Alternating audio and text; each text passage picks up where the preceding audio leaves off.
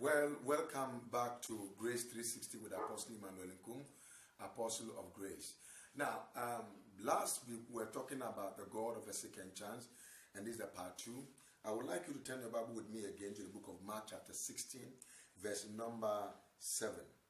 But go your way, tell his disciples and Peter that he goeth before you into Galilee.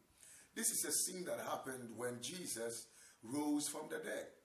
And something took place, and that is why I'm so keen about this. He said, go tell the disciples and Peter. Go tell the disciples and Peter. Last week I was talking about the God who gives us second chance for correction and for amendment. Now I want to talk to you about the invitation that God gave to the young man Peter. But before then, let me tell you more about the God of a second chance and what second chance is all about. When we talk about second chance, it is to use the necessary time available so that you can be able to rectify and reprioritize your agenda in your life.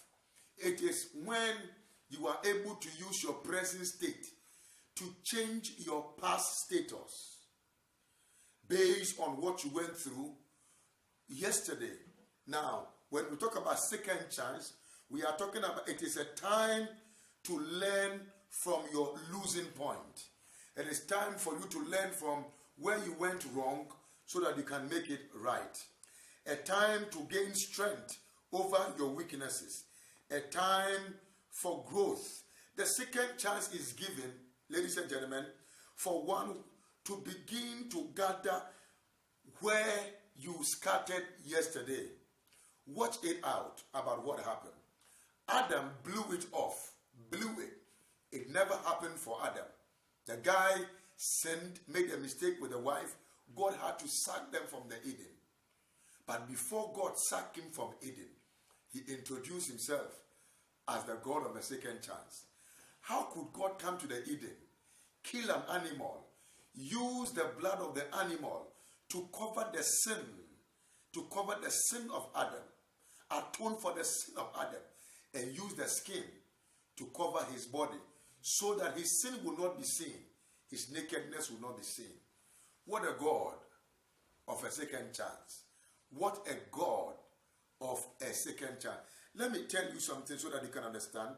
A second chance is an advantage given to one in the midst of his or her adversity in order to advance to the next level, despite your disadvantage based on lack of energy, confidence, and information. What I'm saying is that if you did not have energy, information, and the ability to be able to rise, God gives you his ability to swallow your inability so that you can rise and still enter to the realm where you can cause something to be possible in life.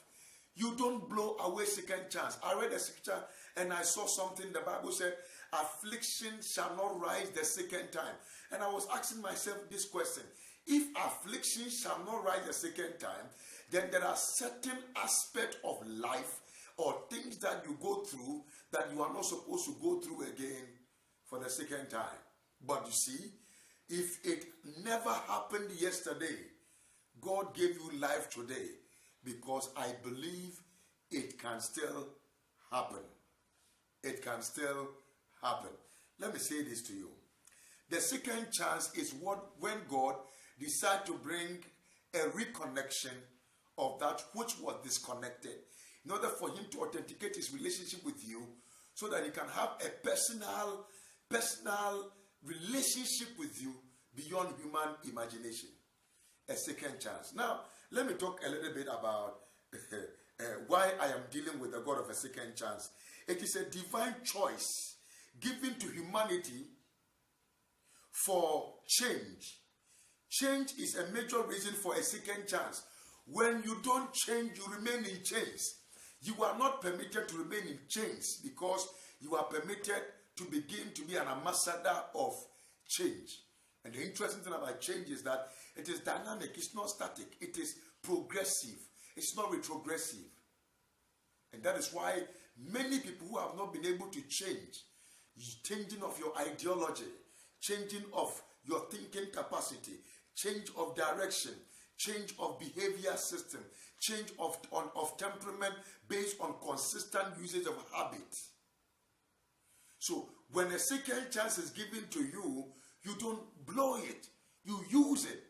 If you don't use it, then you are abusing it. When you abuse a second chance, you can be misused by the person who gave you the chance to be able to express and exercise that level of opportunity to fulfill your God-given assignment. I just feel in my spirit that you might be watching me right now. A lot has happened in your life. You are even saying, Apostle Nkum, I want to give up a life. I came to let you know it is not time to give up. It is time to look up and get up. Because God we serve is a God of a second chance. If God still believes in you, who are you not to believe in yourself? If God still gave you life, who are you to become an ambassador to say you want to die? You cannot die because God is a God of a second chance. Let me say this to you right now. Maybe your company is declining. Maybe your confidence is depleting. Maybe your hope has waxed cold. Maybe your belief system has been interrupted by humanistic infestation and certain kind of viruses, by human interruptions that have made you feel as if you have to give up in the game of life. I want you to understand that the fact that there is life, there is hope. The God of a second chance is the God I'm introducing to you today. Hear me today. You can still preach that gospel. You can still restart that business. You can still start that company. You can still go back to school. You can still start from the scratch and keep on scratching until you reach the height of success. The God we serve is the God of a second chance. Ladies and gentlemen, I have come to understand that God created a man innocent, but God did not create a man empty. There is something still in you if you are still alive. Your generation is still waiting for you. That sickness could not kill you. That marriage could not destroy you. That financial crisis could not crush you.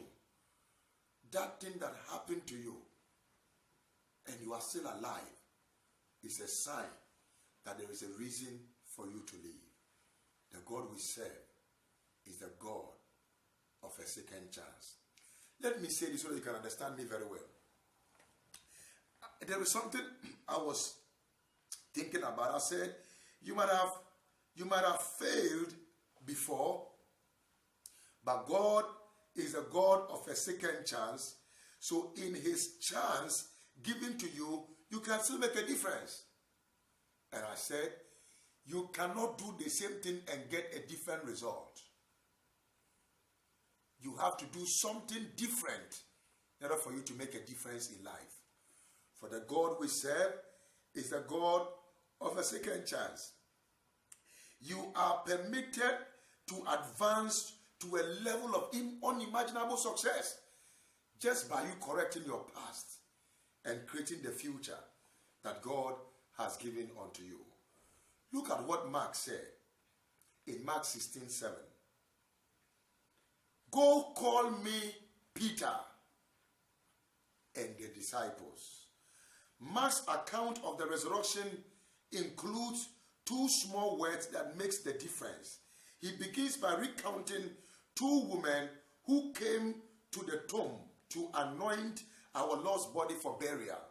Let me announce to you, there are people who are trying to make sure that you are finished. But God has already given you a second life. But now there is an angelic visitation for the protection of your legacy. Jesus died, but God gave him a second chance to live.